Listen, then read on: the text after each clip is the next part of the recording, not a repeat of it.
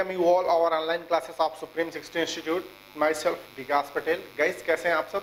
I just hope कि आप सब बहुत ही बेहतर होंगे और हमेशा की तरह पढ़ाई भी आपकी बहुत ही बेहतरीन चल रही होगी. Guys, फिनॉल की chemical reaction due to benzene ring हम लोगों ने डिस्कस करना शुरू किया था और उसमें हम लोगों ने लास्ट क्लास में कुछ इंपॉर्टेंट जैसे हैलोजिनेशन, नाइट्रेशन, ठीक है, सल्फोनेशन, इन सब के बारे में 3 ही रिएक्शन के बारे में हम लोगों ने लास्ट क्लास में डिस्कस किया था. लेकिन मैंने बोला था कि भैया हैलोजिनेशन, नाइट्रेशन ये सब बहुत ही इंपॉर्टेंट रिएक्शन है, ठीक है, लगातार आए दिन पूछे गए हैं, फिर से पूछे जाएंगे. तो मेक श्योर कि all of you doing really well appreciate to with the both of reaction halogenation and nitration, ठीक है. उसके साथ आपको थोड़ी सी कोऑर्डिनेशन बना के रखनी पड़ेगी क्योंकि हमेशा पूछे गए फिर से पूछे जाएंगे. फाइन. तो थर्ड रिएक्शन सल्फोनेशन में हम लोगों ने देख लिया था जो टेम्परेचर डिपेंडेंट होता है, ठीक है. अब आते हैं अगली रिएक्शन पे, 4th number reaction, Friedel craft reaction. Friedel craft reaction. Friedel craft reaction के बारे में हमने आपको बताया था फिनॉल को लेके बहुत सारे कंट्रोवर्सी है, बहुत सारी भेदभाव तरीके से इसमें चलता है. कुछ लोग बोलते हैं फिनॉल नहीं देता फ्रीडल क्राफ्ट रिएक्शन, कुछ लोग देते हैं, बोलते हैं कि ये पुअर अमाउंट में देता फ्रीडल क्राफ्ट रिएक्शन. कारण क्या है अभी स्पष्ट तरीके से देखते हैं. सबसे पहले इसमें कुछ स्टेटमेंट जो है लिख लेते हैं जेन्युइन सा जो है. ओके, क्या बोला गया समझते हैं. बोला गया phenol and anisole undergo Friedel craft reaction. Friedel craft reaction orienting ortho and para because oxygen being weaker base than nitrogen does not form complex with Lewis acid. बोला गया कि फिनॉल और एनिसोल जो है दोनों फ्रीडल क्राफ्ट रिएक्शन देते हैं क्योंकि ये वीक बेस होने की वजह से बहुत ही अच्छे तरीके से ये लुईस एसिड के साथ कॉम्प्लेक्सिटी फॉर्मेशन नहीं करते. लेकिन यार बहुत सारी जगह पे इसे माना गया है कि फिनॉल जो है अच्छा रिएक्शन नहीं देता, अच्छा कंटेंट नहीं आता. जैसे कि मैं कई बार डिस्कस कर चुका हूँ, फ्रीडल क्राफ्ट एल्काइलेशन का जो मेनली डिस्कशन वाला पार्ट था वो मैंने आपको क्लास 11th में हाइड्रोकार्बन में किया था और मैंने बोला था किसे कि एनिलीन के साथ, अगर आपको याद हो, एनिलीन के साथ अगर मैं बोलूँ कि CH3Cl के साथ AlCl3 रिएक्शन करे तो मैंने बोला था कि भैया नो रिएक्शन होता है. नो रिएक्शन का मतलब क्या था? नो रिएक्शन का मतलब था फ्रीडल क्राफ्ट एल्काइलेशन जैसा रिएक्शन नहीं होता. अच्छा, फ्रीडल क्राफ्ट एल्काइलेशन जैसा रिएक्शन नहीं होता फिर क्या होता? तो अगर आप देखें तो यहाँ पे जो एनिलीन का नाइट्रोजन है भाई, नाइट्रोजन बेसिक होता है, इसके पास लोन पेयर है, और जो AlCl3 होता है, ठीक है, AlCl3 होता है, ये लुईस एसिड होता है. क्या होता है? लुईस एसिड होता है और ये बेस है. यहां भी ये लोन पेयर इसको अपनी तरफ अट्रैक्ट करेगा. Lewis acid lone pair accept करने की टेंडेंसी, उसके पास कुछ इस तरह से NH2 AlCl3 यहाँ पे माइनस और यहाँ पे प्लस, ठीक है.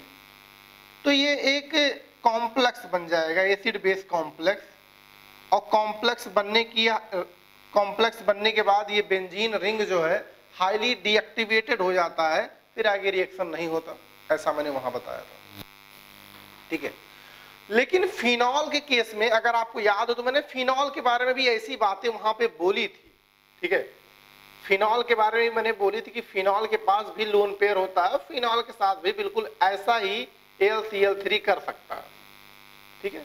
वहां पे मैंने क्लियरली इसमें बोला है, कोई मैंने वहां पे ऐसा कुछ नहीं था मैंने नहीं किया हो. तो AlCl3 वहां पे भी मैंने ये बोला था, ये भी कॉम्प्लेक्स बना था.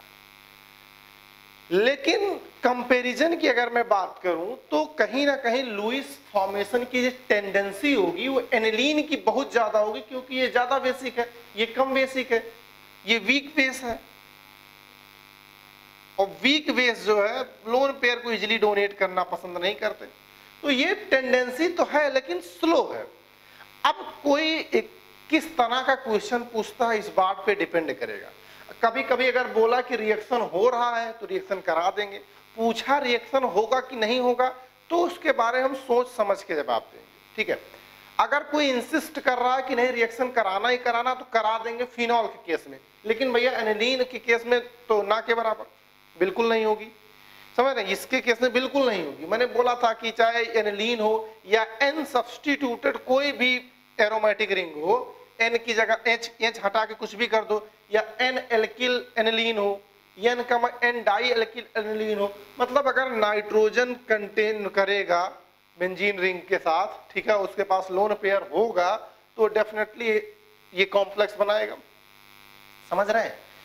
और मैंने और वहां पे बातें डिस्कशन की थी भैया कि अगर कोई इलेक्ट्रॉन विड्रॉइंग ग्रुप है, जैसे बेंजोइक एसिड हो गया, सल्फोनिक एसिड हो गया, ठीक है, नाइट्रोबेंजीन हो गया, ठीक है, ये सारे कंपाउंड जो इलेक्ट्रॉन विड्रॉइंग टेंडेंसी है वो बेंजीन रिंग को डीएक्टिवेट कर रहे होंगे, वो सारे भी फ्रीडल क्राफ्ट रिएक्शन नहीं देते हैं, ठीक है। तो ये सारी बातें मैंने वहां पे बहुत ही इत्मीनान से बताई थी चीजें, बस एक बार मैं रिकॉल कराना चाहता हूं क्योंकि ये इंपॉर्टेंट रिएक्शन है, ठीक है, आए दिन पूछा गया है, ठीक है, ये इंपॉर्टेंट रिएक्शन है, पूछा जाएगा। तो फिर अब फाइनल कंक्लूजन ये निकला है, ये जो हमने स्टेटमेंट आपको लिखा है ये भैया ये इधर उधर से नहीं लिखा है, बेस्ट फॉरेन राइटर की बुक से हमने इसे कलेक्ट किया है, समझ रहे हैं। तो बहुत सारी चीजें निकाल के हमने निकाली है, मतलब ऐसे कोई अपन तरीके से नहीं बोल दिया गया है। अब फिनॉल के साथ नहीं होता, अच्छा एनिसोल क्या होता है, इसी के साथ CH3 लगा दो, ये छटा के CH3 लगा दो, वो एनिसोल होता है। तो इस तरह से ध्यान रखेंगे कि अगर फिनॉल और एनिसोल है तो हाँ वो पुअर यील्ड में फ्रीडल क्राफ्ट रिएक्शन देंगे, पुअर यील्ड में फ्रीडल क्राफ्ट रिएक्शन देंगे, ठीक है, लेकिन अच्छे अमाउंट में नहीं देंगे। एक क्वेश्चन पूछा गया है आपके जेई 2020 में, ठीक है, उस क्वेश्चन को पढ़ते हैं, थोड़ी सी क्लियरिटी ज्यादा आएगी, इसी बात पे क्वेश्चन पूछा गया, ठीक है। चलिए इसे नोट कीजिए पहले, फिर उस क्वेश्चन के बारे में बात करते हैं। ये इस क्वेश्चन को आप देखिए, ठीक है, ये क्वेश्चन भैया आपका जेई मेंस 2020 में आया था, जनवरी फेज में, जैन में, समझ रहे हैं। अब इस क्वेश्चन को जरा पढ़ के आप देखेंगे तो अभी जो मैं बोल रहा था फिनॉल दे सकता है रिएक्शन लेकिन पुअर यील्ड में, अब इस केस में क्वेश्चन में क्या कैसे आंसर करोगे, सॉरी यहाँ पे दोनों यहाँ पे NH2 होगा, ठीक है, NH2, okay, sorry about that, please, which of the following will produce the highest yield of Friedel craft reaction. इसमें बोल रहा है कि फ्रीडल क्राफ्ट रिएक्शन के साथ कौन सा रिएक्टेंट अच्छा यील्ड प्रोड्यूस करेगा, यही पूछ रहा है। तो अगर हम सॉल्यूशन की तरफ बढ़े तो आप देख रहे हैं पहला वाला क्या है, ये बेंजामाइड है, ये नहीं रिएक्शन करेगा, ऐसा क्यों, क्योंकि भैया ये डीएक्टिवेटिंग ग्रुप है, ठीक है, ये डीएक्टिवेटिंग ग्रुप है, या नो रिएक्शन करेगा, क्यों, क्योंकि ये डीएक्टिवेटिंग ग्रुप है, ये ध्यान रखिएगा, ये क्या है, डीएक्टिवेटिंग ग्रुप, डीएक्टिवेटिंग ग्रुप। अच्छा, इस डीएक्टिवेटिंग ग्रुप के साथ अगर ध्यान दीजिएगा COOH होता तब भी रिएक्शन नहीं होती, SO3H है तब भी रिएक्शन नहीं होती, NO2 है तब भी रिएक्शन नहीं होती, NH3 है तब NH3+ है तब भी रिएक्शन नहीं होती। ध्यान रखना इन सारे केस में डीएक्टिवेटिंग ग्रुप होने की वजह से, अगर डीएक्टिवेटिंग मतलब ये तो डीएक्टिवेटिंग है लेकिन अगर ये सब भी होते तब भी फ्रीडल क्राफ्ट रिएक्शन नहीं देता, ये बात ध्यान रखना, तब भी ये फ्रीडल क्राफ्ट रिएक्शन नहीं देता। दूसरे वाले केस में क्या प्रॉब्लम है, दूसरे वाले केस में है कि भैया वही एसिड बेस की समस्या, लुईस एसिड के साथ ये कॉम्प्लेक्सिटी बना लेगा AlCl3 के साथ, ठीक है, कॉम्प्लेक्स फॉर्मेशन करेगा। अच्छा, एनिलीन के साथ तो 100% पता है, ऑक्सीजन OH के साथ थोड़ा सा लोगों को डाउट कभी कभी आता है कि सर ये बनाएगा कि नहीं बनाएगा, लेकिन बनाएगा। अच्छा, कॉम्प्लेक्स के बारे में मैंने बोला यहाँ पे, ये कॉम्प्लेक्स बना रहा। अच्छा, एनिलीन के बारे में अगर देखें तो एनिलीन के बारे में तो हर स्टूडेंट्स को बहुत बेहतर पता होती है कि सर ये तो पक्का नहीं देता है, ये मुझे पता है पक्का नहीं देता, क्योंकि हर टीचर बहुत ही बेहतरीन ढंग से इसे बताता है एनिलीन के बारे में, और एनिलीन के बारे में ही आपके NCERT या बाकी सारे बुक में बहुत अच्छे तरीके से दिया है, ठीक है, और बाकी ज़्यादा किसी के बारे में उन्होंने बोला नहीं है, ठीक है। तो ये भी कॉम्प्लेक्स बना लेता है। तो क्लोरोबेंजीन, ठीक है, कॉम्प्लेक्स नहीं बनाएगा, और क्लोरोबेंजीन के साथ कोई चमत्कार नहीं है, कोई समस्या नहीं है क्लोरोबेंजीन के साथ। तो chlorobenzene will be the correct option, give better yield या highest yield in Friedel Crafts reaction. बात समझ में आ रही? ये अच्छा, अब किसी के दिमाग में वहां पे ये आता, भाई फ्रीडल-क्राफ्ट रिएक्शन ही तो इलेक्ट्रोफिलिक एरोमेटिक सब्स्टिट्यूशन है, फ्रीडल-क्राफ्ट रिएक्शन भी इलेक्ट्रोफिलिक एरोमेटिक सब्स्टिट्यूशन है। अब वहां पे लोगों का दिमाग आता कि भैया इलेक्ट्रॉन डेंसिटी बेंजीन रिंग जितनी ज्यादा, रेट ऑफ एरोमेटिक सब्स्टिट्यूशन उतना ज्यादा, तो इन दोनों में कंफ्यूज हो जाते हैं, फिर कहते हैं ये नहीं देगा तो बी वाला ऑप्शन करके चले जाते हैं। तो ध्यान रखिएगा, इस तरह के क्वेश्चन में, समझ रहे, इस तरह के क्वेश्चन में आपको आंसर जो है इस तरह से करना पड़ता है, मजबूरी थी, अब कोई बेटर ऑप्शन था ही नहीं। तो ध्यान रखिएगा, फ्रीडल-क्राफ्ट रिएक्शन को फिनॉल के केस में एक्सेप्ट कभी कभी करते हैं, कभी कभी नहीं करते, बस डिपेंड करता है ऑप्शन कैसा, डिपेंड करता है ऑप्शन कैसा है, ठीक है। तो फाइनली इस तरीके से, ओके, इसे नोट कीजिए, फिर आगे बढ़ते हैं, ध्यान रखिएगा इस पॉइंट को। फिफ्थ नंबर रिएक्शन है फ्राइज रीअरेंजमेंट, ठीक है। फ्राइज रीअरेंजमेंट, नाम नया है, रिएक्शन नहीं है, लेकिन बहुत ही आसान सा है, ठीक है। नाम नया है, ठीक है, रिएक्शन भी नहीं है, लेकिन आसान बहुत सा है। कारण क्या है, आसान क्या है, ठीक है। फेनिल एस्टर लेते हैं, फेनिल एस्टर को लुईस एसिड के साथ हीट करते हैं तो ortho acyl phenol and para acyl phenol product आता है, ठीक है। क्या होता है, सबसे पहले थोड़ा सा लिख लेते हैं इस बारे में, फिर आगे बात करते हैं, ओके। तो देखते हैं फ्राइज रीअरेंजमेंट का क्या स्टेटमेंट है। फिनॉल एस्टर, सबसे पहली बात तो यह है कि फेनॉल एस्टर के बारे में बात करना है। Phenol ester on heating with AlCl3 यानी Lewis acid gives ortho and para acyl phenol, this reaction is known as Fries rearrangement. Phenyl ester समझते हो ना, ये आपके पास जो दिया गया है ये सिंपली एक क्या है, फेनिल एस्टर, फेनिल एस्टर, समझ रहे हैं। फेनिल एस्टर को AlCl3 के साथ हीट किया गया तो बोला गया आर्थो एसाइल फिनॉल, बहुत ही आसान सी रिएक्शन है, एंड पैरा एसाइल फिनॉल बन जाएगा।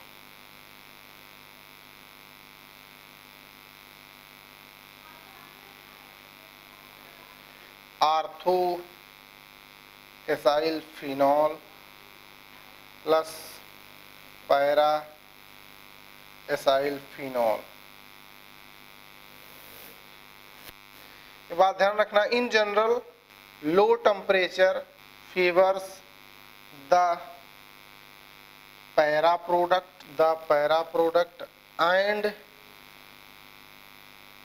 High temperature favour ortho product. होता कुछ ऐसा ही, अगर आप देखें तो आर्थो एंड पैरा पे एक इंच होगा।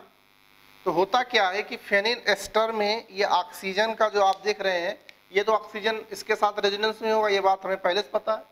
तो ये वाला कुछ बॉन्ड, कुछ क्लीवेज होता है, और ये एसाइल ग्रुप आर्थो पे लग जाता है और ये यहाँ पहुंच जाता है, और पैरा पे लग जाता है, ये यहाँ पहुंच जाता है, ठीक है।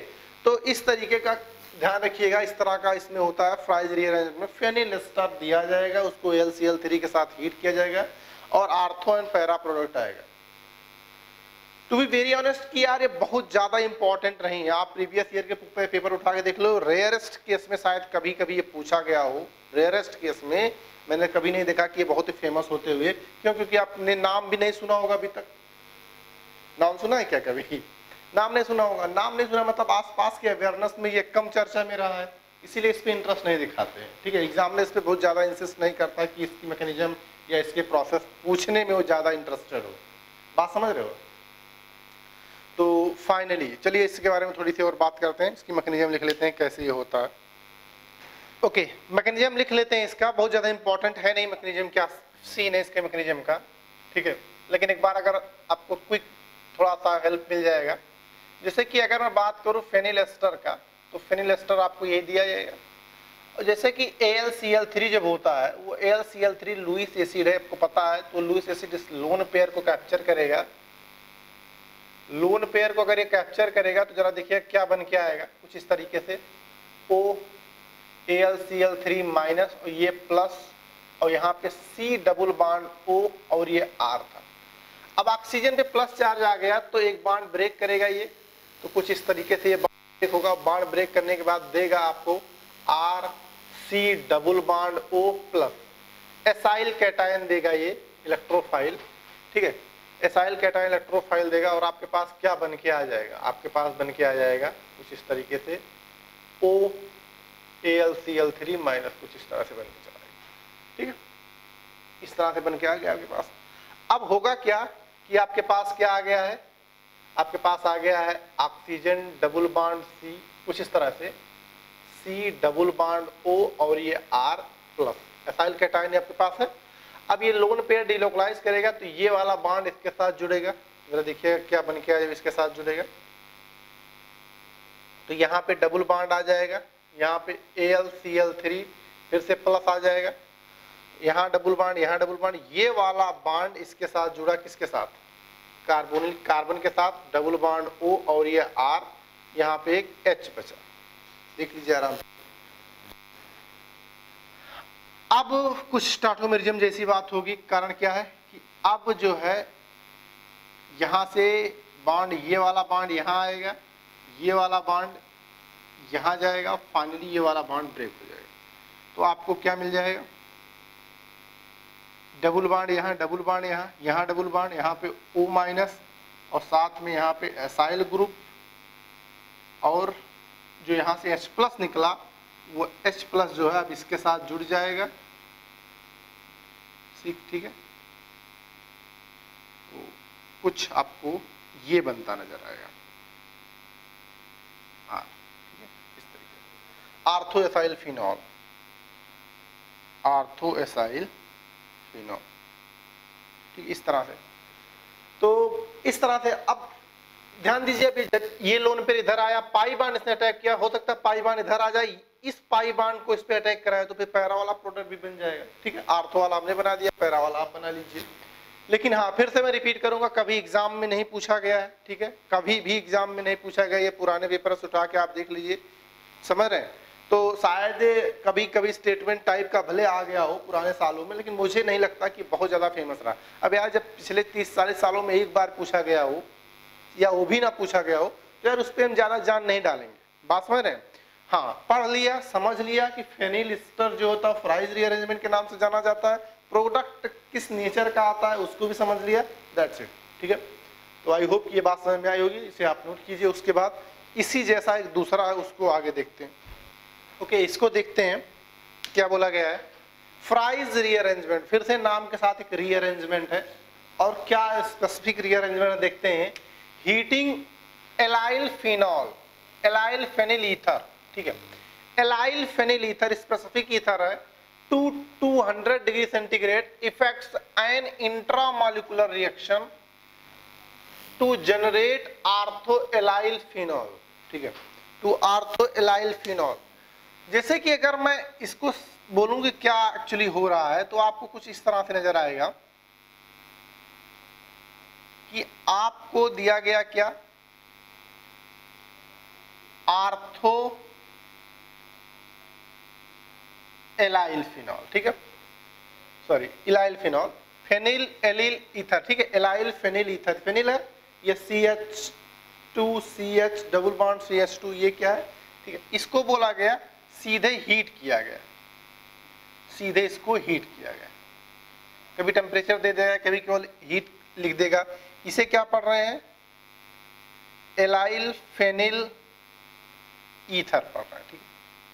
अब जब इसको हीट करते हैं तो आपको एक स्पेसिफिक प्रोडक्ट मिलता है, आर्थो,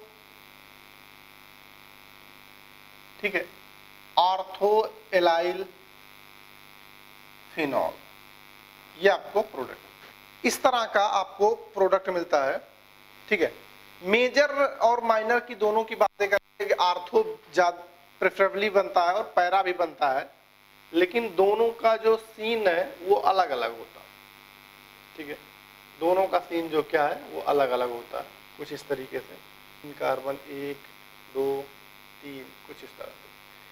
पैरा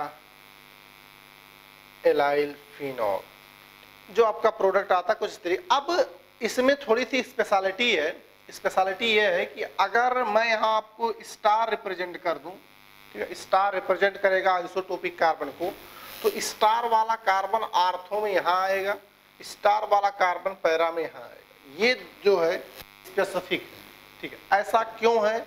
इसलिए क्योंकि ये इंट्रामॉलिक्यूलर रिएक्शन है, और इंट्रामॉलिक्यूलर रिएक्शन की मैकेनिज्म बताएगा कि why this carbon is joined to ortho position and this carbon joined to at para position, why, ठीक है। लोगों को सब समझ आता है कि सर यहाँ से इसे ब्रेक करो, यहाँ प्लस लाओ, यहाँ पे माइनस लाओ, और यही प्लस आर्थो पे, यही प्लस पैरा पे जोड़ दो। लेकिन भैया ये बहुत बड़ी गलती हो जाती है, ध्यान दीजिएगा, ठीक है। अब जब पढ़ ही रहे हैं आप, थोड़ा सा बेहतर पढ़े, समझ रहे हो, तो इसे आप नोट कीजिए। फिर मैं आता हूँ इंट्रामॉलिक्यूलर मैकेनिज्म पे, क्या एक्चुअली ये कैसे ये वाला प्रोडक्ट यहाँ पे आता है और ये वाला प्रोडक्ट यहाँ पे कैसे आता है, ठीक है। ध्यान दीजिएगा, यहाँ पे जो बनेगा ये मेजर होगा, हमेशा यही बनेगा, मेजर एट हाई टेम्परेचर, समझ रहे हैं, और ये क्या होगा, मेजर एट लो टेम्परेचर। ये क्योंकि स्टेटमेंट में बोला गया है कि आर्थो प्रोडक्ट ही बनता है, ठीक है, तो आर्थो बनाएंगे नहीं, लेकिन जब कोई परेशानी हो, कोई मजबूरी हो, तो आप पैरा पे आओगे। पर परेशानी मजबूरी का मतलब आर्थो ब्लॉक हो, फिर आपको पैरा पे आना पड़ेगा, समझ रहे हैं। लेकिन अगर आर्थो ब्लॉक नहीं है तो you have to go with ortho product, fine. पहले आप इसे नोट कीजिए, फिर इसकी मैकेनिज्म पे। ओके, मैकेनिज्म के बारे में सोचते हैं। ये आप मैकेनिज्म इसको हीट करेंगे तो क्या होता है एग्जैक्टली वही देखना आपको। होता ये है कि ये वाला बॉन्ड, समझ रहे हैं, ये वाला जो बॉन्ड है, ये वाला बॉन्ड ब्रेक होके यहाँ आता है ऑक्सीजन के साथ। सर ये वाला बॉन्ड इस कार्बन के साथ जुड़ता है और ये वाला बॉन्ड इधर चला जाता है। ये इंट्रामॉलिक्यूलर रिएक्शन जरा समझने का प्रयास कीजिएगा। चलिए मैं यहाँ पे समझाता हूँ आपको क्या बन के आया एक्चुअली। यहाँ पे डबल बॉन्ड आ जाएगा जब ये बॉन्ड यहाँ आएगा। अच्छा, ये वाला बॉन्ड जो है इस कार्बन के साथ जुड़ रहा है, इस कार्बन के साथ, स्टार वाले कार्बन के साथ, तो कुछ इस तरह से। अच्छा, अब ये वाला पाई बॉन्ड यहाँ गया, तो ये वाला पाई बॉन्ड गया, तो कुछ इस तरह से ऐसे आएगा कि नहीं आएगा, और आपके पास यहाँ H आएगा। आराम से देखिए। और अब आपका जो ये वाला बॉन्ड आया, ये स्टार वाला कार्बन ये है, ये स्टार वाला कार्बन इस तरह, ये इस तरह से इंट्रामॉलिक्यूलर रिएक्शन होता है, ठीक है। अब ये जो ये थोड़ा सा अनस्टेबल है, ठीक है, इसे हम लोग बोल सकते हैं अनस्टेबल इंटरमीडिएट, इंटरमीडिएट, ठीक है, क्योंकि एरोमेटिसिटी लॉस हो गई है। अब फाइनली होता है कीटोइनॉल टार्टोमेरिज्म, कीटोइनॉल टार्टोमेरिज्म। अब होता क्या, ये वाला H ऑक्सीजन पे चला जाएगा और ये पाई बॉन्ड यहां चला आएगा। अगर आप ऐसा करा पाओगे तो आपको प्रोडक्ट फाइनली आपको मिल जाएगा यहाँ पे OH डबल बॉन्ड। तो देख रहे हैं आर्थो एलाइल फिनॉल आपको मिल गया, और स्टार वाला कार्बन आपके कहां पे आ गया, आर्थो वाले, ठीक है। लेकिन अगर पैरा पे ही होता तो होता ये कुछ इस तरीके से, यहां से एक बार फिर से रोटेट करके पैरा पे घूम के आता, एक बार रोटेट करके पैरा पे आता। अगर यही एक बार रोटेट करके पैरा पे आता मतलब ये पाई बॉन्ड इसके साथ जुड़ता, ये पाई बॉन्ड यहां आ जाता और ये वाला बॉन्ड यहां आ जाता। बात समझ आ रही? तो इस तरह से पैरा पे, यानी वो आपका करेक्ट आंसर आ गया, ठीक है। तो जैसे कि अगर मैं एक एग्जांपल वही बात लूं जो मैं बोलूं कि कैसे पैरा पे आ रहा है, ठीक है, थोड़ा सा आपको समझ में आएगा। जैसे किस तरह से, यहाँ पे OH, यहाँ पे मिथाइल लगा दिया, यहाँ पे मिथाइल लगा दिया, ठीक है, यहाँ पे एलाइल ईथर कर देते हैं कुछ इस तरह से, और यहाँ पे 14 वाला कार्बन, मैं 14 लिख देता हूँ, सिर्फ 14 लिख देता हूँ, नहीं स्टार ही लिख देता हूँ, कोई परेशानी नहीं है, स्टार में लिख दिया। अब जरा देखते हैं कि इसको हीट करने पे प्रोडक्ट क्या आता। अब आर्थो तो थोड़ी देर के लिए यहाँ पे कोई H है ही नहीं कि इसको हटा दे, तो होता क्या है, अब जरा देखिए इंट्रामॉलिक्यूलर रिएक्शन में क्या होता है। इसको मैं अगर ऐसे लिख दूं, ऐसे ही लिख देता हूँ, यहाँ पे ऐसे लिख देता हूँ, डबल बॉन्ड ऐसे, स्टार इस कार्बन पे। अब जरा देखिएगा, इसको मैं हीट कर रहा हूं, हीट कर रहा हूं तो ये वाला पाई बॉन्ड यहां आया, ये वाला पाई बॉन्ड इस कार्बन से जुड़ा और ये पाई बॉन्ड यहां गया। इत्मीनान से देखिएगा, कोई जल्दबाजी नहीं है। अब जैसे जैसे बॉन्ड शिफ्ट हुआ उसके साथ आप स्ट्रक्चर बना लीजिए, आराम से बनाइएगा। यहां ये वाला बॉन्ड जब यहां आया तो ऑक्सीजन के साथ डबल बॉन्ड हो गया, डबल बॉन्ड ऑक्सीजन कर दिया। ये दोनों पाई बॉन्ड यहीं पर हैं, ये मिथाइल ऐसे रहा। अब जो ये वाला पाई बॉन्ड था वो उछल के इस स्टार वाले कार्बन के साथ बॉन्ड बनाया है, स्टार वाले कार्बन के साथ, और जो स्टार वाले कार्बन के साथ पाई बॉन्ड था वो निकल के गया था इसके साथ, ये वाला बना। और जो मिथाइल था बेचारा, वो मिथाइल ऐसे बना रहा, ये बना रहा, ये आप तो आपका फिर से अनस्टेबल इंटरमीडिएट बन गया, बहुत ही अनस्टेबल बन गया। अब अगले स्टेप में होता था टाटोमेरियम, लेकिन बेचारा यहाँ पे तो है नहीं जो टूट के यहाँ चला जाएगा और पाई बॉन्ड यहाँ आ जाएगा, तो टाटोमेरियम तो इस केस में पॉसिबल है नहीं। अब टाटोमेरियम पॉसिबल नहीं है तो ये क्या करता था, अब ये क्या करता है, टाटोमेरियम पॉसिबल तो है नहीं, ध्यान रखिएगा, यहाँ पे टाटोमेरियम पॉसिबल नहीं है, टाटोमेरियम पॉसिबल नहीं है। तो अब इसी स्ट्रक्चर को एक नए वर्जन में मैं बनाता हूं, जरा देखिएगा। मैं यहां से यहां निकाल लेता हूं क्योंकि वहां तक मुझे जाना पड़ेगा।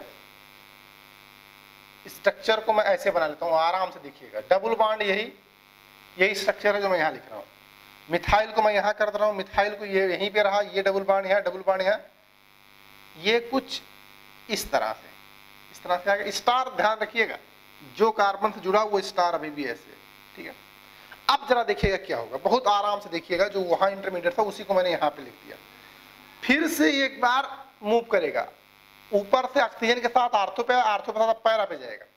पैरा पे कैसे जाएगा, ये वाला बॉन्ड इधर आएगा, ये वाला बॉन्ड इसके साथ जुड़ेगा और ये वाला बॉन्ड इधर जाएगा। थोड़ी सी समस्या होगी अगर जिसने थोड़ा सा ध्यान नहीं दिया। अब इसको मैं बना रहा हूं इंट्रामॉलिक्यूलर के साथ, क्या आएगा जरा देखिएगा। आराम से बनाऊंगा, कोई जल्दी नहीं करूंगा मैं। डबल बॉन्ड यहाँ पे जैसे था वैसे, इसके साथ कोई परेशानी नहीं, ऐसे। यहां पे एक मिथाइल था बिल्कुल वैसे।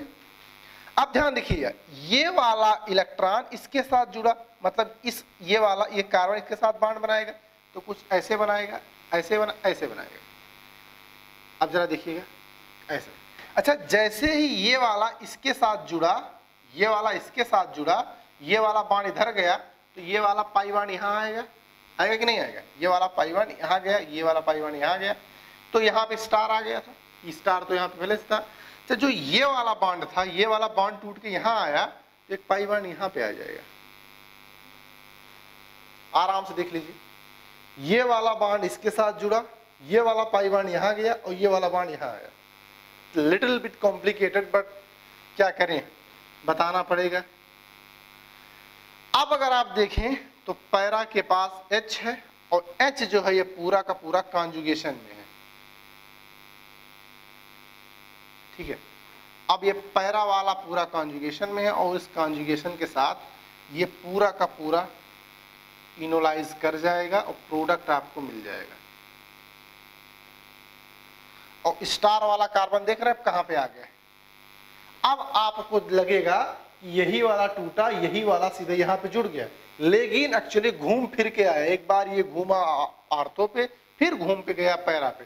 2 बार रोटेट होने की वजह से जो कार्बन ऑक्सीजन से डायरेक्टली जुड़ा था वही कार्बन पैरा पोजीशन से डायरेक्टली जुड़ गया। लेकिन इस केस में जो कार्बन ऑक्सीजन से जुड़ा था डायरेक्टली, वो कार्बन इससे नहीं जुड़ा, बल्कि उसके अपोजिट एंड वाला कार्बन जुड़ा। तो ये ध्यान रखेंगे, बहुत ही इंपॉर्टेंट केस होता। अगर कभी क्वेश्चन पूछा गया तो इस पे इस तरह से क्वेश्चन पूछा जाएगा। थोड़ा सा कॉम्प्लिकेटेड हो गया, इसे अगर किसी को समझ में नहीं आया हो तो थोड़ा सा बैक रिवाइंड करें, उसके बाद फिर से प्ले करें, उसके बाद धीरे धीरे समझें तो शायद 1 बार 2 बार में समझ में आ जाए, ठीक है। फिर से मैं बोलूंगा, जैसे फ्राइज रीअरेंजमेंट था वैसे क्लेजन रीअरेंजमेंट है। बहुत ज्यादा पूछा नहीं गया एग्जाम में, ना ही आपको फिर से नजर आ रहा होगा कि आपने नाम भी कभी नहीं सुना होगा रेयर, ठीक है। तो आई थिंक इसे खत्म कर सकते हैं। चलिए 1-2 मैं क्वेश्चन देता हूं, उसे आप ट्राई कीजिए, उसके बाद मुझे बताइए क्या आया। ओके, जैसे ये आपको सामने क्वेश्चन दिया गया है, इसमें पूछ रहा हूं कि भैया इसका आप आंसर बताएं, पी और क्यू का क्या बनेगा। ठीक है, अभी ये ऑप्शन में नहीं दे रहा हूँ। पी और क्यू के बारे में मैंने पूछा। अब इसमें अगर आप देखेंगे तो 2-3 बातें कवर हो जाएंगी। ठीक है, पी बना लोगे तो पी से क्यू आपका समझ में आएगा क्या हो रहा है। जरा ट्राई कीजिए, इसके लिए 10-15 सेकंड ले लीजिए। ये ज्यादा परेशान नहीं होंगे आप सब। ठीक है, प्राइज और क्लेजन रीअरेंजमेंट को लेके, ठीक है, ज्यादा परेशान नहीं होना है, क्योंकि जब मैं प्रीवियस ईयर क्वेश्चन कराऊंगा तो मैं आपको बताऊंगा यार क्वेश्चन पूछे ही नहीं गए। ठीक है, अगर पूछे भी गए तो किस तरह से पूछे गए, मैं ठीक है मैं बात करूंगा उसके बारे में। सोल्यूशन की तरफ बढ़ते हैं। सबसे पहले रिएक्शन किससे कराया है? सबसे पहले रिएक्शन कराया है सोडियम हाइड्राइड से, मेटल हाइड्राइड से। क्या होगा, क्या होगा भैया? Na plus H minus, H minus क्या है? बेस है, उस एसिडिक H को कैप्चर करेगा, क्या बनाएगा? हाइड्रोजन गैस, और ये सोडियम फिनॉक्साइड जैसा कुछ बना लेगा। ठीक है, अब इसकी रिएक्शन किससे हो रही है? इसकी रिएक्शन किससे हो रही है? इसकी रिएक्शन हो रही है एलाइल ब्रोमाइड से, एलाइल ब्रोमाइड से, समझ रहे हैं? अब अगर आप देखें तो विलियमसन सिंथेसिस जैसी रिएक्शन हो गई सोडियम एल्कोक्साइड के साथ हेलो एल्केन। अगर आप इस तरह से करेंगे तो आपका जो प्रोडक्ट आएगा वो कुछ इस तरह से आ जाएगा। ठीक है, अब देख रहे हैं फेनिल एलिल ईथर आ गया, ये आपका प्रोडक्ट पी बन गया। अब क्योंकि यहाँ पे मार्क नहीं किया गया है तो कोई परेशानी है नहीं, किसी भी कार्बन के साथ आप वो रिएक्शन करा सकते हैं। इसको हीट कर देंगे तो आप पता है पैरा इस बार ब्लॉक है तो आर्थो पे आ जाएगा। ठीक है, तो ये कुछ इस तरह से,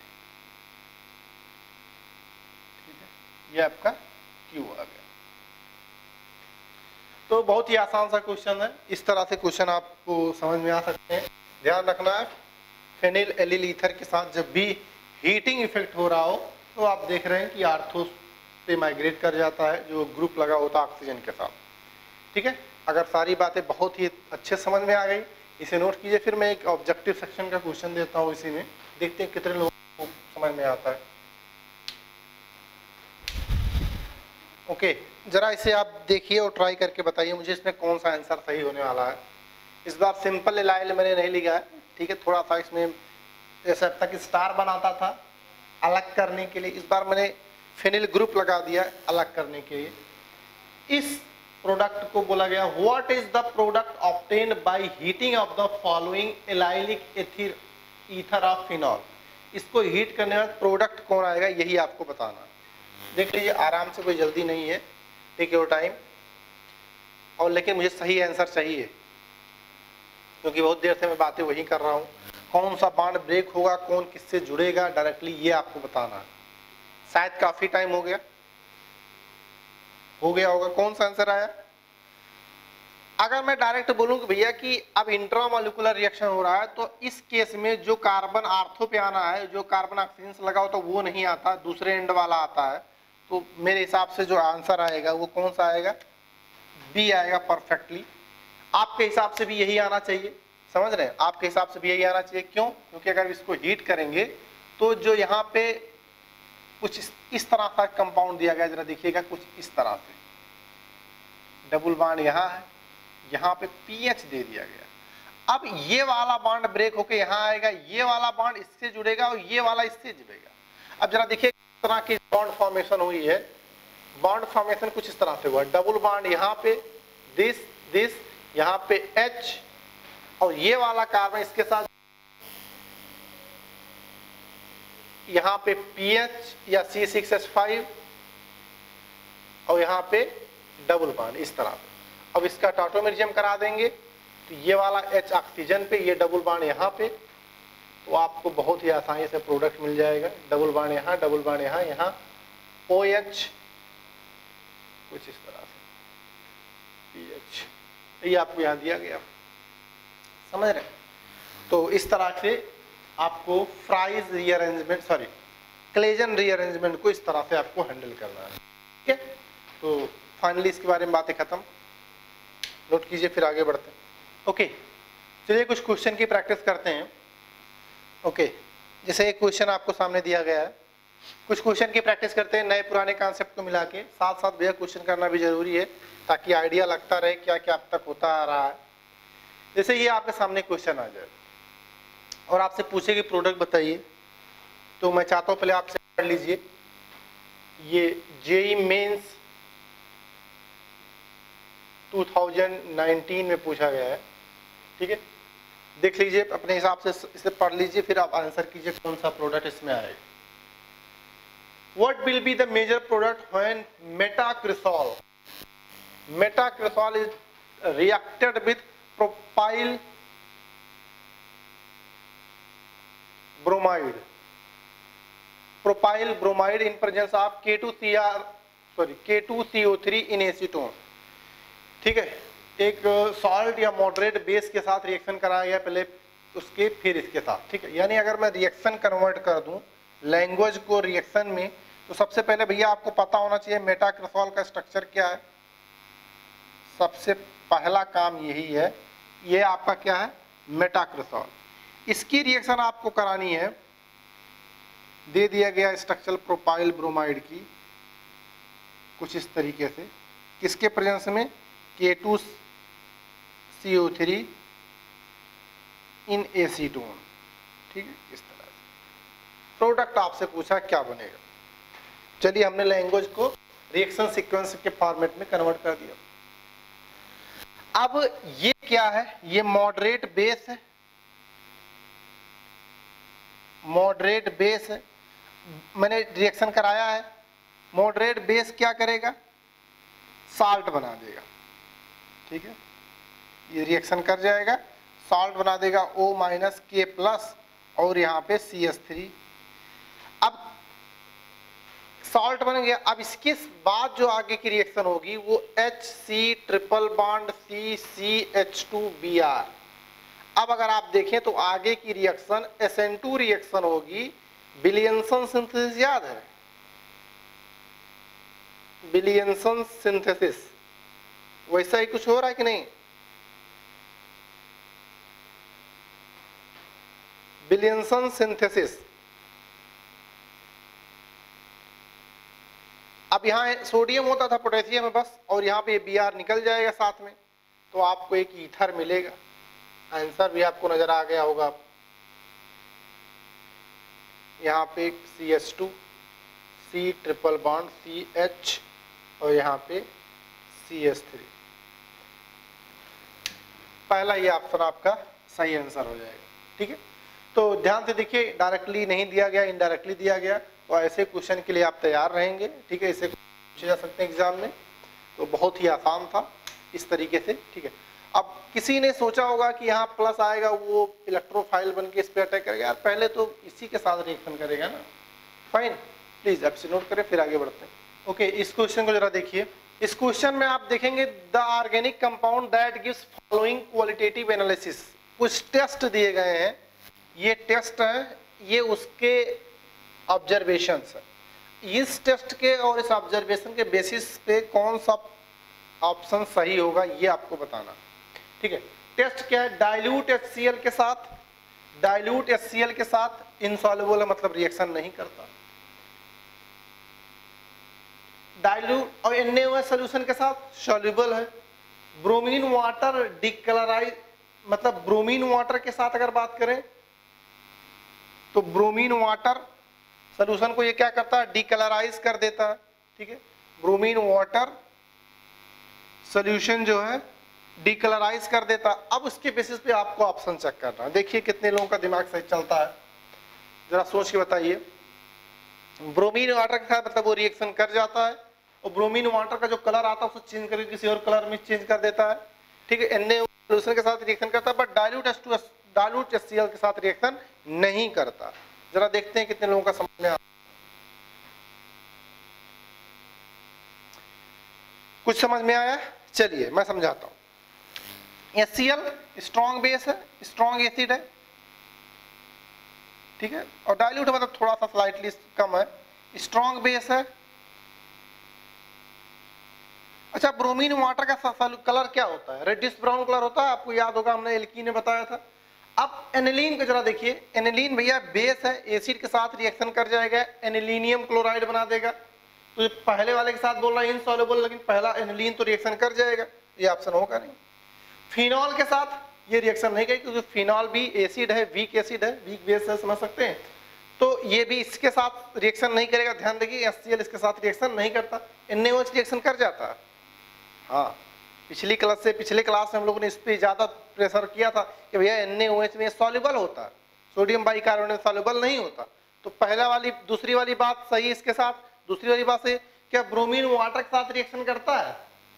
पिछली क्लास में यही डिस्कशन हुआ था, ब्रोमीन वाटर के साथ रिएक्शन करता है भैया, 2,4,6 ट्राइब्रोमोफिनॉल बनाता है, ठीक है। तो इसका रेडिश ब्राउन कलर इसके साथ रिएक्शन करके इसका कलर बदल देता है, रेडिश ब्राउन का क्या कन्वर्ट कर देता है, व्हाइट प्रेसिपिटेट, कलरलेस हो जाता है, रेडिश ब्राउन कलर कलरलेस हो जाता है, चेंज हो जाता है कलर, ठीक है। व्हाइट कलर कोई कलर होता है साहब, या तो इस तरह से फिनॉल आपका क्या हो गया, इसका करेक्ट आंसर हो गया। बाकी सब में देखिए ये रिएक्शन जो है बाकी ऑप्शन में फेल हो जाएगा, ठीक है। इसमें ब्रोमीन वाटर के साथ ना ये रिएक्शन करेगा ना ये रिएक्शन करेगा, ये दोनों ब्रोमीन वाटर के साथ रिएक्शन कर जाते हैं। मैं आपको बताऊंगा एनिलीन में भी 2,4,6 ट्राई ब्रोमो एनिलीन बन जाता है, व्हाइट प्रेसिपिटेट, ठीक है। तो ये भी भैया आपका जेई मेंस 19 में आया था, जेई मेंस 2019 में। तो इस तरह का क्वालिटेटिव एनालिसिस के बेस पे क्वेश्चन आ सकता है, ठीक है। NaOH की जगह पे अगर एक टेस्ट और कोई दे दे, सपोज दैट आपका कुछ फोर्थ टेस्ट ऐसा दे दे कि एक्वस NaHCO3 NaHSCO3 ऐसे आपको दे दे, और फिर यहाँ पे लिख दे इनसॉल्युबल, समझ रहे हैं, इस तरह से टेस्ट दे दे। अब आपको पता सोडियम बाइकार्बोनेट में फिनॉल डिजॉल्व नहीं होता, ठीक है, 4 टेस्ट दे दे तब भी यही आंसर सही होगा। तो इस तरह का भी क्वेश्चन आप थोड़ा सा समझने का प्रयास करें, ठीक है। अब ये बातें ये लैंग्वेज में लिख सकता है कि अननोन कंपाउंड डाइल्यूट HCl से रिएक्शन नहीं करता, मतलब इनसॉल्युबल है, इन सोडियम बाइकार्बोनेट में इनसॉल्युबल है, वाटर में भी इनसॉल्युबल है, ऐसा बोल दे, बट NaOH में सॉल्युबल है, तो इस केस में बताओ प्रोडक्ट क्या होगा, ठीक है। ये सारी बातें जो इन्होंने इस तरह से फ्रेम किया है उसे लैंग्वेज में फ्रेम कर सकते हैं। बात समझ में आ रही ना, इसे आप नोट कीजिए, फिर हम वहां पे आते हैं, आगे बढ़ते हैं।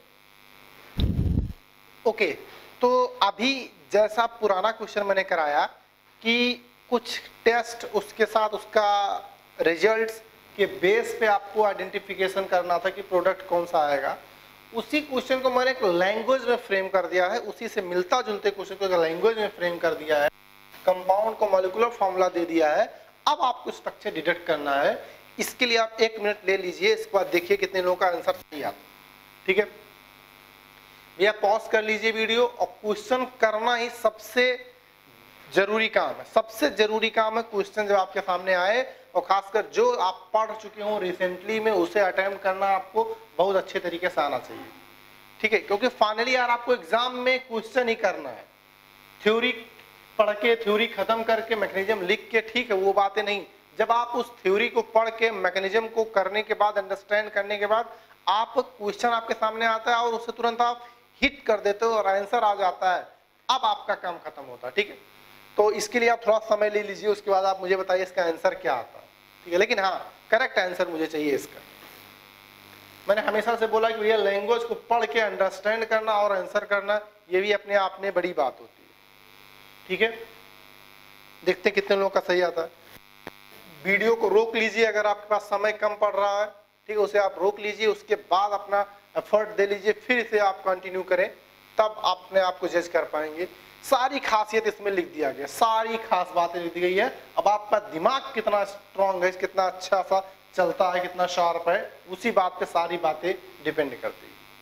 क्योंकि पुराने क्वेश्चन से काफी मिलाव है इसका, काफी सिमिलरिटी है इसकी, तो थोड़ा सा इजी हो जाएगा। चलिए मैं मदद कर देता हूँ, काफी टाइम हो गया हो, काफी लोगों ने कर भी लिया होगा। बोला है कोई कंपाउंड ए है जिसका मॉलिक्यूलर फार्मूला आपको यहाँ दिया गया है, कोई कंपाउंड ए है जिसका मॉलिक्यूलर फार्मूला ये दिया है, उसके बारे में कुछ बोला है कि भैया वो इनसॉल्युबल है, किसमें, वाटर में, डाइल्यूट HCl में, एक्वा सोडियम बाइकार्बोनेट में। मतलब जो कंपाउंड ए है वो ना ही HCl के साथ रिएक्शन करता है, ना ही वाटर के साथ रिएक्शन करता है, ना ही सोडियम बाइकार्बोनेट के साथ रिएक्शन करता है। ये 3 बातें बोली गई है। बोला गया लेकिन it dissolve in dilute NaOH, लेकिन ये NaOH में डिजॉल्व हो जाता, मतलब NaOH से रिएक्शन कर जाता। इतनी बात खत्म। बोला गया when A is treated with Br2 water, इसे पहचानते हो ब्रोमीन वाटर को, बट सॉरी क्या बोला, when A is treated with Br2 water it converts into a compound this C7H5OBr3, ट्राइब्रोमिनेशन हुआ है उस कंपाउंड A का rapidly, the structure of A आपको बताना।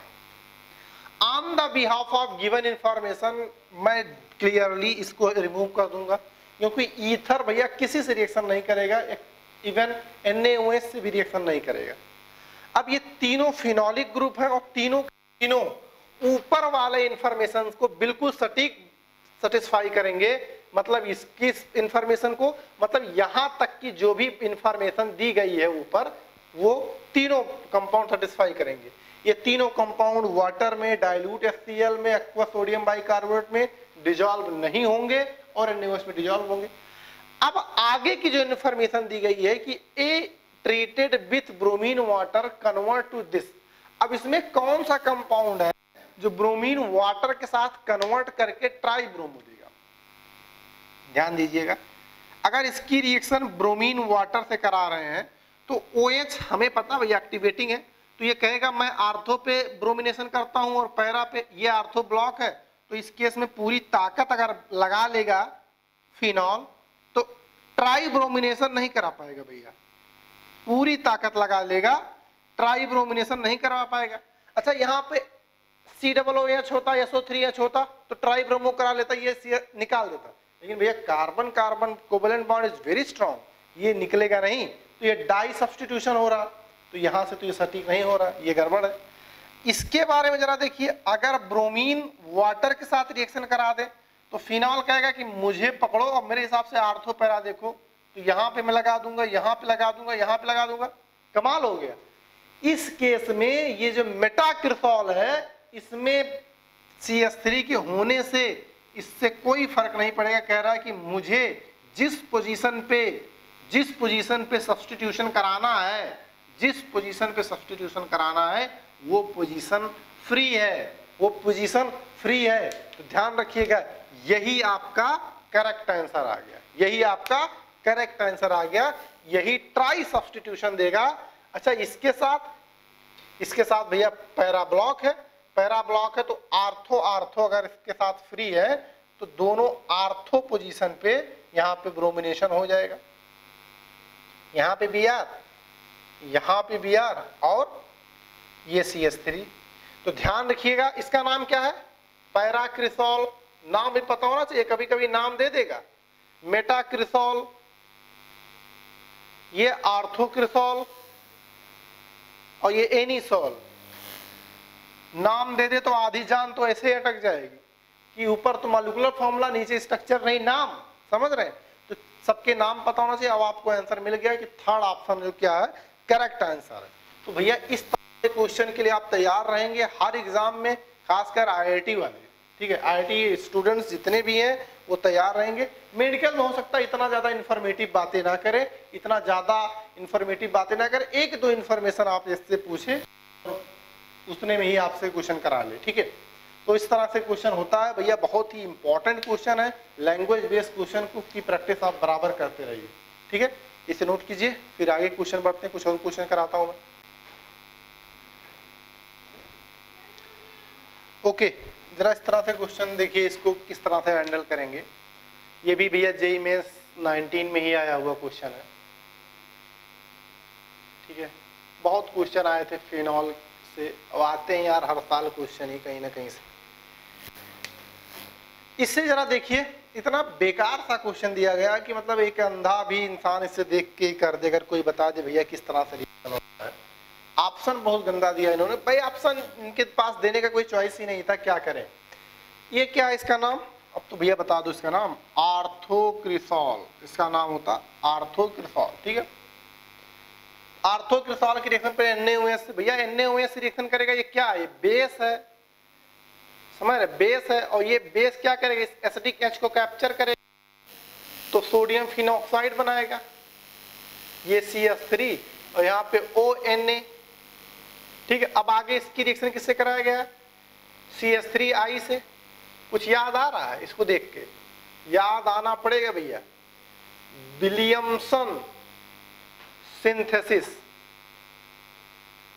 ये इस पे अटैक करेगा, यहाँ पे I निकल जाएगा, समझ रहे हैं, OCH3, कौन सा ऑप्शन, C ऑप्शन, ठीक है। तो इस तरह से क्वेश्चन पूछे जाते हैं, फाइन, नोट कीजिए इसे, ओके। तो फाइनली आज की क्लास इतने रखते हैं, अगली क्लास में जो बची हुई केमिकल रिएक्शन उसे खत्म करेंगे, ठीक है, बची हुई केमिकल रिएक्शन को खत्म करेंगे, फाइन। हाँ, जाते जाते मैंने यार एक क्वेश्चन दे दिया है आपको, ठीक है, ये एडवांस वालों के लिए है ये क्वेश्चन, खासकर IIT एडवांस वालों के लिए। हाँ, अगर मेडिकल वाले ट्राई कर ले जाते हैं तो वो बेस्ट है, बट नहीं ट्राई करते तो उसमें कोई बड़ी बात नहीं है, फाइन, उन्हें अपने नोट्स और इसको रिवाइज करना सफिशिएंट है। हाँ, लेकिन एडवांस वालों के लिए कंपलसरी है, क्या है मैं एक्सप्लेन कर देता हूँ। In the following given reaction first, second and third, 3 reaction दिए गए, first, second and third, have 5 corresponding products, have 5 corresponding products, यहाँ पे PQRST, ठीक है, यहाँ पे लिखना चाहिए था 5 करस्पॉन्डिंग प्रोडक्ट्स, आप लिख लीजिएगा PQRS एंड T, ठीक है, आप लिख लीजिएगा यहाँ पे 5 corresponding products PQR and T, match the correct combination with their reaction product, reaction के साथ करेक्ट प्रोडक्ट का कॉम्बिनेशन आपको मैच कराना है, ठीक है, कुछ इस तरीके से ये पूछा गया है। तो मैं उम्मीद करता हूं कि इसे आप आसानी से कर पाएंगे। बेंजीन के साथ रिएक्शन किया गया, नाइट्रेशन कराया गया, फिर इसके बाद H2PD के साथ, फिर Na2HCl के साथ, फिर डाइल्यूट H2SO4 को 100 डिग्री सेंटीग्रेड टेम्परेचर। दूसरी रिएक्शन है, पहले नाइट्रेशन कराया गया, फिर H2PD के साथ, फिर Na2HCl के साथ, फिर CuCN, फिर MEMGBr, फिर हाइड्रोलिसिस। भैया इस रिएक्शन सीक्वेंस को देख के डरना नहीं है, समझ रहे हो, बहुत ही इंपॉर्टेंट है, इस तरह का फैशन है आजकल IIT में। उसके बाद यहाँ पे थर्ड वाला थोड़ा सा आसान है, पहले नाइट्रेशन कराया गया, फिर H2PD चारकोल के साथ, फिर Na2HCl, फिर ETOH के साथ, फाइन। तो इस तरीके से आपको फाइनल करना है। अब पहले वाले में PQRST में कौन आएगा, दूसरे वाले में PQRST में कौन आएगा, तीसरे में कौन आएगा। तो रिएक्शन 3 है लेकिन प्रोडक्ट हमने 5 दे दिए हैं, आपको सही प्रोडक्ट का सही कॉम्बिनेशन आपको बताना है, फाइन। तो अगली क्लास में आप मुझसे मिलेंगे, लेकिन हाँ गाइस, हर बच्चे को इसका सलूशन मुझे चाहिए, आंसर डायरेक्ट नहीं, एक एक स्टेप उसे करके आपको फाइनल मुझे सलूशन भेजना है। हर कोई अपना उसका इमेज लेके क्लिक करके मुझे जरूर भेजेगा, फाइन। चलिए आज क्लास इतने रखते हैं, अगली क्लास में बहुत ज्यादा इंपॉर्टेंट रेमर टीमर वगैरह की बात करने वाले हैं, बहुत ज्यादा क्वेश्चन करने वाले हैं। अगली क्लास में केमिकल रिएक्शंस खत्म हो जाएंगे ऑलमोस्ट, फाइन। चलिए मैं निकलता हूँ, take care, bye bye, thanks for watching. Okay, जरा इस तरह से क्वेश्चन देखिए, इसको किस तरह से हैंडल करेंगे। ये भी भैया JEE मेंस 19 में ही आया हुआ क्वेश्चन है, ठीक है, बहुत क्वेश्चन आए थे फिनॉल से, अब आते हैं यार हर साल क्वेश्चन ही कहीं ना कहीं से। इससे जरा देखिए, इतना बेकार सा क्वेश्चन दिया गया कि मतलब एक अंधा भी इंसान इससे देख के कर दे, अगर कोई बता दे भैया किस तरह से रिएक्शन होता है। ऑप्शन बहुत गंदा दिया इन्होंने, भाई ऑप्शन इनके पास देने का कोई चॉइस ही नहीं था, क्या करें। ये क्या है इसका नाम, अब तो भैया बता दो इसका नाम, आर्थोक्रिसॉल, इसका नाम होता आर्थोक्रिसॉल, ठीक है। आर्थोक्रिसॉल की रिएक्शन पे NaOH, भैया NaOH रिएक्शन करेगा, ये क्या है, बेस है, समझ रहे, बेस है, और ये बेस क्या करेगा, इस एसिडिक H को कैप्चर करेगा तो सोडियम फिनॉक्साइड बनाएगा, ये CH3 और यहाँ पे ONA, ठीक है। अब आगे इसकी रिएक्शन किससे कराया गया, CH3I से। कुछ याद आ रहा है, इसको देख के याद आना पड़ेगा भैया, विलियमसन सिंथेसिस,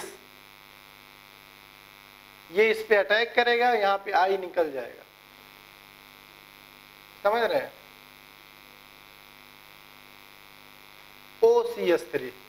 कौन सा ऑप्शन? C option. ठीक है, तो इस तरह से क्वेश्चन पूछे जाते हैं। फाइन, नोट कीजिए इसे। फाइनली आज की क्लास इतने रखते हैं। अगली क्लास में जो बची हुई केमिकल रिएक्शन उसे खत्म करेंगे। ठीक है, बची हुई केमिकल रिएक्शन को खत्म करेंगे। फाइन।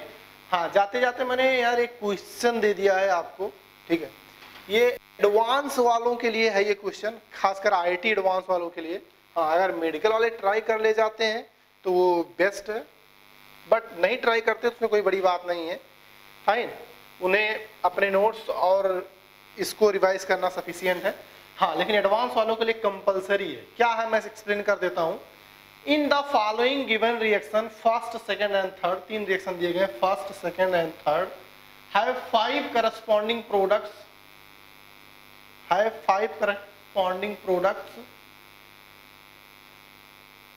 यहाँ पे PQRST, ठीक है, यहाँ पे लिखना चाहिए था 5 करस्पॉन्डिंग प्रोडक्ट्स, आप लिख लीजिएगा PQRS एंड T।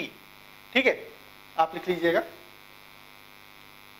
यहाँ पे 5 corresponding products PQRST match the correct combination with their reaction product. Reaction के साथ करेक्ट प्रोडक्ट का कॉम्बिनेशन आपको मैच कराना है। ठीक है, कुछ इस तरीके से ये पूछा गया है। तो मैं उम्मीद करता हूं कि इसे आप आसानी से कर पाएंगे। बेंजीन के साथ रिएक्शन किया गया, नाइट्रेशन कराया गया, फिर इसके बाद H2PD के साथ, फिर Na2HCl के साथ, फिर डाइल्यूट H2SO4 को 100 डिग्री सेंटीग्रेड टेम्परेचर।